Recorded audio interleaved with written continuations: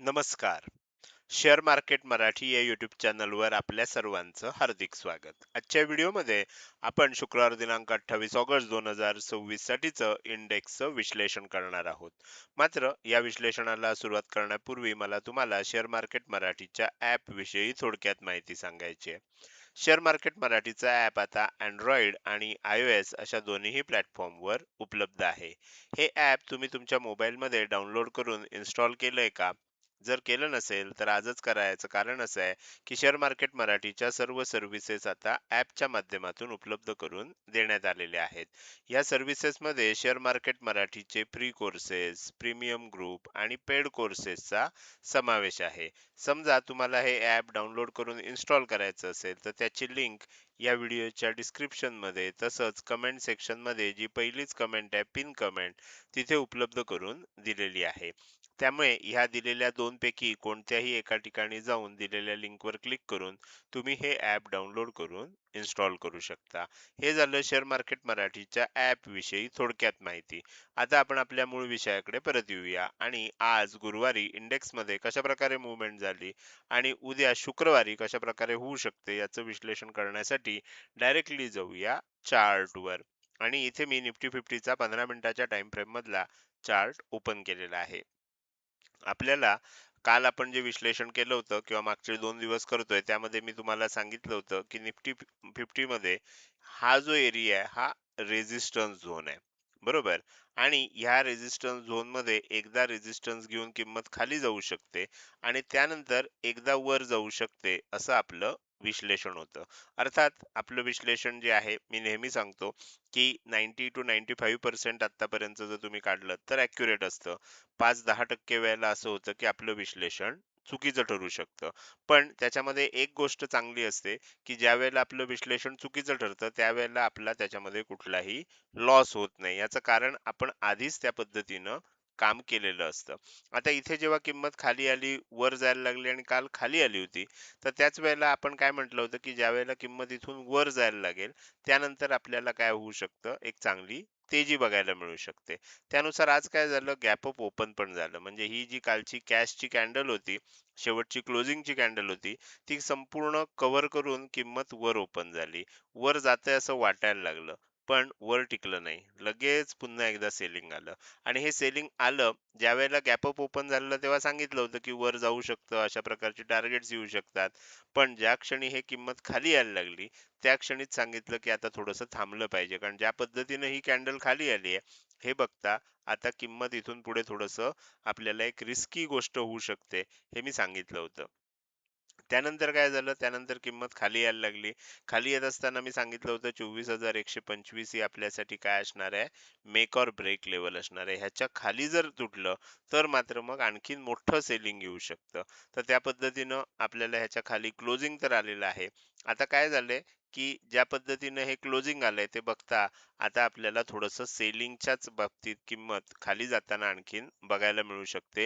ही मंदीची मुवमेंटच आहे, ही मोठी होऊ शकते. काय होऊ शकतं उद्या, तर उद्या आणि ही टार्गेट आज मार्केट क्लोज होण्यापूर्वी खूप आधीच दिलेली होती.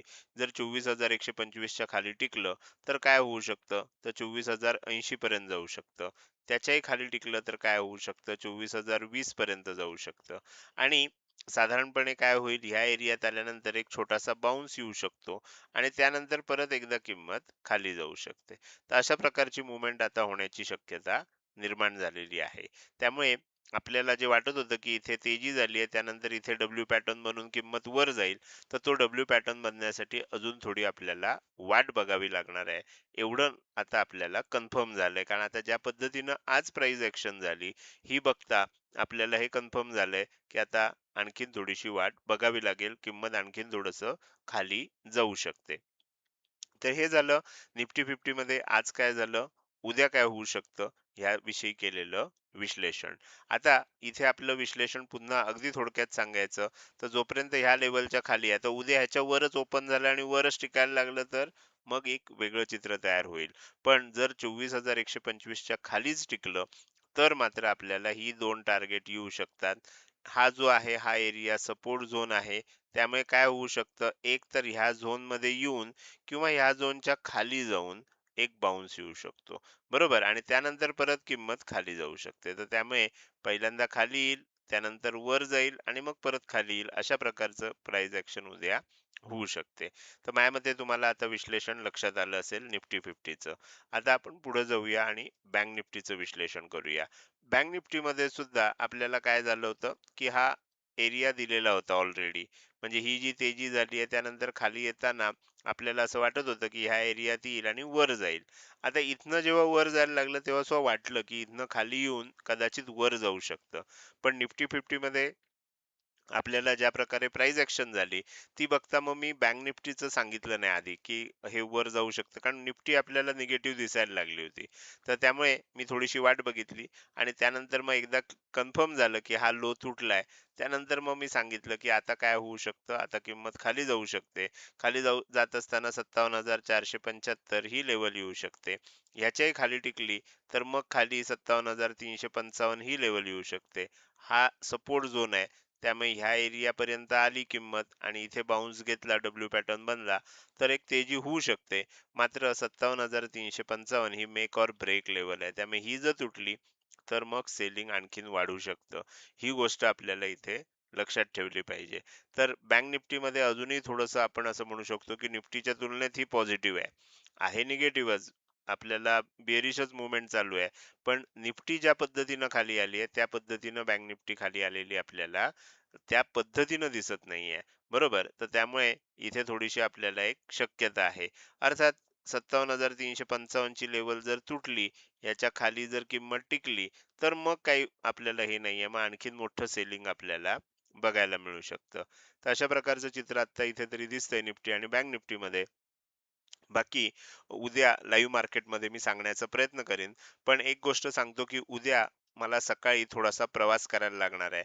त्यामुळे उद्या लाईव्ह मार्केटमध्ये मला अपडेट्स देता येतीलच की नाही हे सांगता येत नाही. त्यामुळे सकाळच्या वेळेमध्ये थोडंसं जर ज्यांनी यूट्यूब चॅनल मेंबरशिप घेतलेली आहे, तर त्यांच्यासाठी ही सूचना आहे, की सकाळच्या वेळेला थोडंसं माझ्याकडून अपडेट कदाचित मिळणार नाहीत. कारण मी सकाळच्या वेळेत प्रवासात असू शकतो. तर त्यामुळे जर मार्केटच्या वेळेत प्रवास झाला, कारण ट्रॅफिक असतं, सांगता येत नाही. मार्केटच्या वेळेत जर प्रवास झाला तर मला नाही सांगता येणार. जर त्याच्या आधीच पोहोचू शकलो तर मग मी तुम्हाला सकाळची अपडेट देईन. दुपारनंतर अपडेट्स मिळतील. तर हे झालं आपल्याला कशा प्रकारे उद्या मुवमेंट होऊ शकते. आता आपल्याला पुढे जाऊन सेन्सेक्सचं अनालिसिस करायचंच आहे. मात्र त्यापूर्वी आत्ता जो आपण विषय काढला होता YouTube चॅनल मेंबरशिपचा, तर त्याच्या संदर्भात थोडीशी माहिती सांगतो. तुम्ही काय करू शकता, आपल्या YouTube चॅनलवर गेल्यानंतर तिथे सबस्क्राईब बटनच्या शेजारी जॉइन बटन दिसू शकेल.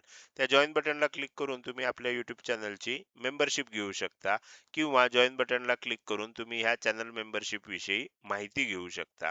तर आधी माहिती घ्या आणि त्यानंतर योग्य वाटलं तर तुम्ही चॅनल मेंबरशिप घेऊ शकता. आपण तिथे 4 प्रकार उपलब्ध करून दिलेत. पहिला आहे ब्रॉन्झ, दुसरा आहे सिल्वर, तिसरा आहे गोल्ड आणि चौथा आहे प्लॅटिनम. मॅक्झिमम सगळ्यांनी गोल्ड मेंबरशिप घेतलेली आहे. त्यानंतर बऱ्याच जणांनी प्लॅटिनम मेंबरशिप घेतलेली आहे. प्रत्येक मेंबरशिपमध्ये काय काय गोष्टी आहेत ते तुम्ही जेव्हा जॉइन बटनला क्लिक कराल तेव्हा तुम्हाला तिथे सर्व माहिती वाचायला उपलब्ध असेल. तर त्याविषयी आणखीन जर तुम्हाला काही माहिती हवी असेल तर तुम्ही काय करू शकता, ह्या माझ्या नंबरवर संपर्क साधू शकता. लक्षात ठेवा, ह्या नंबरवर केवळ आणि केवळ व्हॉट्सअप मेसेजद्वारेच संपर्क साधता येईल. लक्षात ठेवा, याच्यावर कॉल करता येणार नाही, कारण याच्यावरचे कॉल स्वीकारले जात नाहीत. त्यामुळे तुम्हाला जे काही विचारायचं असेल ते व्हॉट्सअप मेसेजद्वारे विचारा. मी तिथे तुम्हाला माझ्या सवडीनं रिप्लाय देईन. लक्षात ठेवा, मला दररोज शेकड्यांनी मेसेज येतात. त्यामुळे प्रत्येकाला मला रिप्लाय करणं लगेचच्या लगेच इमिजिएटली शक्य नसतं.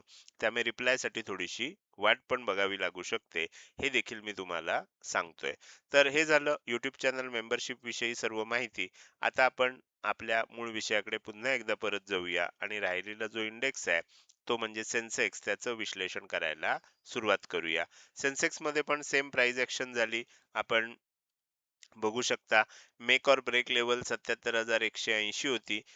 बराच काळ त्याचा सपोर्ट घेतला गेला, पण शेवटी क्लोजिंग कॅन्डलनं काय केलं, ती ब्रेक केली आणि खाली जात असताना 77,040 हे टार्गेट आलेलं आहे. आता एक टार्गेट कुठलं राहिलंय, 76,860चं राहिलंय. कदाचित काय होऊ शकतं, उद्या ओपनिंग नंतर थोडंसं खाली जाईल आणि त्यानंतर एक बाउन्स येऊ शकतो आणि मग पुन्हा एकदा सेलिंग येऊ शकतं.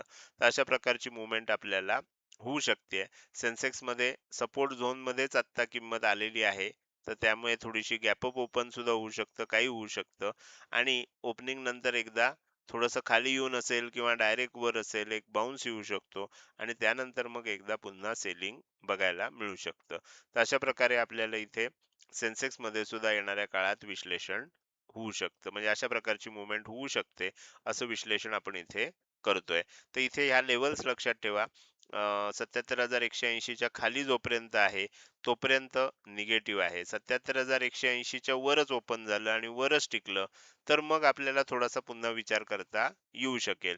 पण 77,180 च्या खाली असताना ते निगेटिव्ह असणार आहे. तर ही गोष्ट आपल्याला इथे लक्षात ठेवायची आहे. तर हे झालं. आज काय झालं?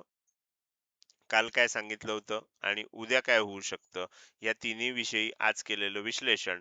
आजच्या व्हिडिओच्या आपण आता अगदी शेवटी आलोय.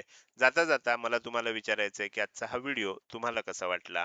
जर हा व्हिडिओ तुम्हाला आवडला असेल तर नक्कीच तुम्ही या व्हिडिओला एक लाईक करू शकता. कसा वाटला हे कमेंट सेक्शन मध्ये टाईप करून सांगायला अजिबात विसरू नका. लक्षात ठेवा, तुमची एक लाईक आणि एक चांगली कमेंट हीच माझ्यासाठी प्रेरणा असते, ज्याच्या सहाय्यानं रोजच्या रोज हे विश्लेषणाचे व्हिडिओ मी तुम्हाला उपलब्ध करून देत असतो. त्यामुळे व्हिडिओ बघायला सुरुवात केल्या केल्या व्हिडिओला लगेच लाईक करा. व्हिडिओ बघून झाल्यानंतर तो कसा वाटला, काही प्रश्न असतील, शंका असतील किंवा तुम्हाला मला काही सांगायचं असेल तर ते कमेंट सेक्शन मध्ये टाईप करून अवश्य सांगा.